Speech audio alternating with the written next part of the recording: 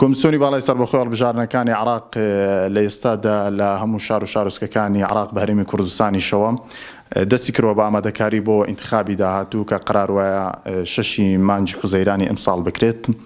پێشتر لە ئینتخاباتی ڕابردوو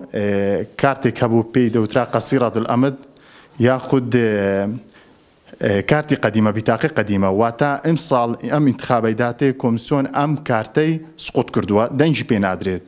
مەرجە لەسەر هاوڵاتی کارتی وێنەداری هەبێت هەر هاوڵاتیە کارتی وێنەداری نەبوود بە دڵنیاییەوە مافی دەنگدانی دەفەوتێ دەستێ بۆیە داوا ئەکەین لە هەر ماڵێک لە هەر کەسێک کە ئەم کارتە هەیە بێن کارتی خۆیان نوێ بکەنەوە بۆی هەتا کارتی وێنەداریان بۆ دەربینین. طبعاً ئێمە نزیکەی 12500 بەرەو سەرەوە دەنگ دەرمان هەیە لەم ئینتخابەیدا احتمال هەیە زیادش بێت. طبعاً ڕێژە ئاڵوگۆڕ ئەبێت لەبەرەوەی هەم مالی 2001 مالی 2003 ئێستا بەشدار ئەکرد لە ئینتخابی داهاتوو بۆیە بە دڵنیاییەوە ئەم ڕێژەیە زیاد ئەبیت ئاڵوگۆڕی بەسەرداتێت بۆیە داوا لە هاوڵاتیان ئەکەن کە ماوەکە کەمە ئەگەر